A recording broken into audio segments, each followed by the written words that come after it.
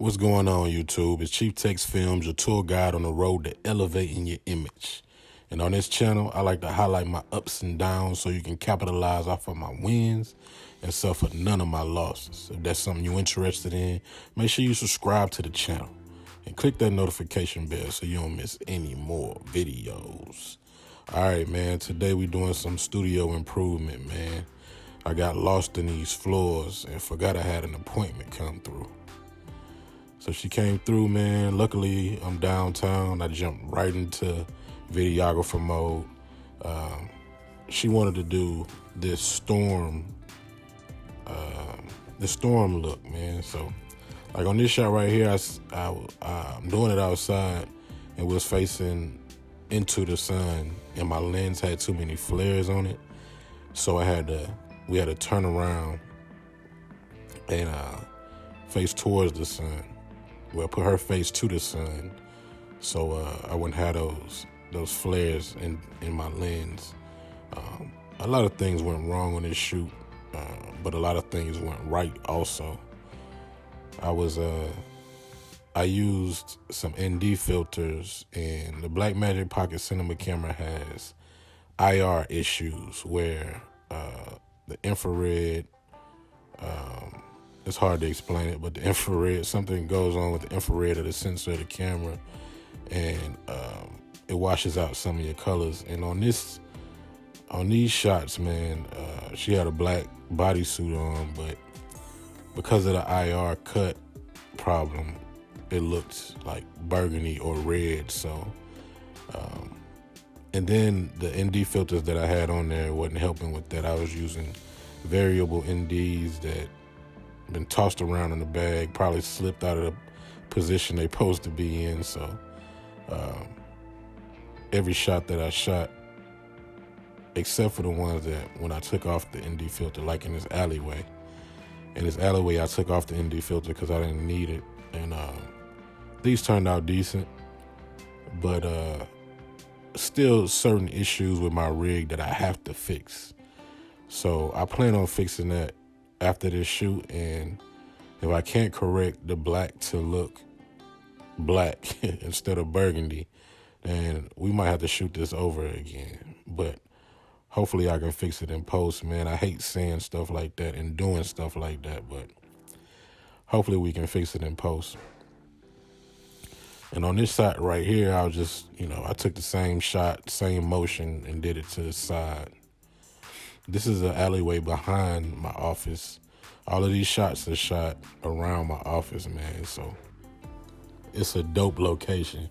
I could either shoot in the office or, we could just step outside and we downtown Fayetteville, North Carolina. So this is, like I said, this is where I usually shoot at anyway. So it's locations galore. If you step outside my office, you're bound to see people outside shooting. So we picked this alleyway. Like I said, this is my favorite alleyway right now. It's behind my office. And we found this doorway, and she had certain movements that she practiced, so she looked like Storm. And basically I just had her doing the shots over and over again until we got what we was looking for. But she did one movement where she put her hands right in front of her eyes, and her eyes are like gray naturally. So I wanted to get a close-up of that shot, so I had her repeat the motion right here, and I got a close-up of her hands in the foreground and her, her eyes. Shot looked dope, man. Turned out fire. I'm happy with what we got. And then after that, we left the alleyway, and the shoot was a wrap. I was done at this point, but I seen the church in the background and decided to have her just pose in the middle of the street. So this is the last shot that we did when she was in the middle of the street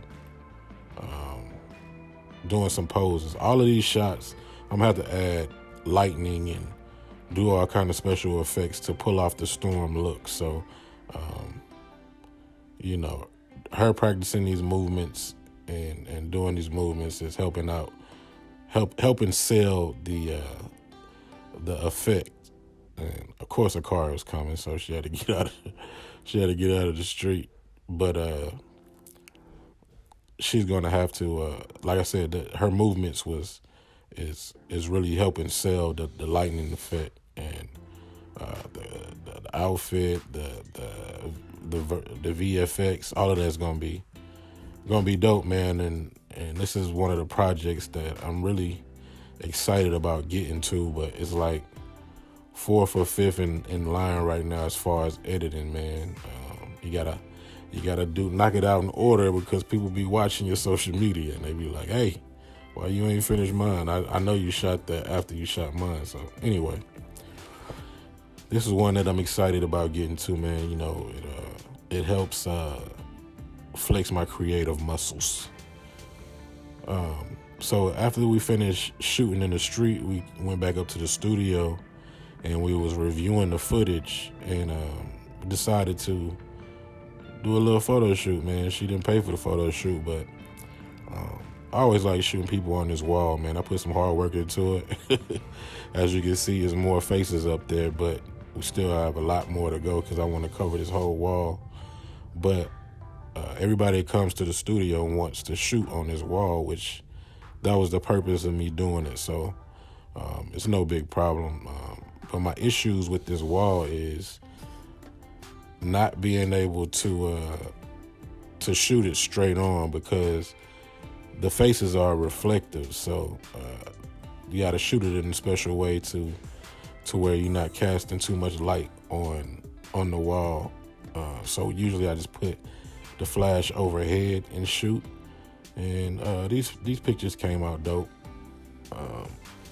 I definitely wish I would have used more of the matte vinyl on the wall, but it is what it is, man. But anyway, this was just a quick behind the scenes video on a shoot that we did today, man. If y'all like content like this, make sure you leave it in the comments, man. And make sure you checking out the description to these videos because I'm dropping all of the equipment that I used, the affiliate links. So if you want to know, you know, what softbox I'm using, what flash I'm using, what camera I'm using, what lens I'm using, it's all in the description, man. So y'all can go ahead and, you know, if you like my work and you want to, you know, use the equipment that I'm using, yeah, you can go to Amazon and purchase it. I get a little kickback, but, you know, help your boy out, man, so I can keep this channel pushing. But anyway, man, I'm out. But y'all keep them cameras rolling, man.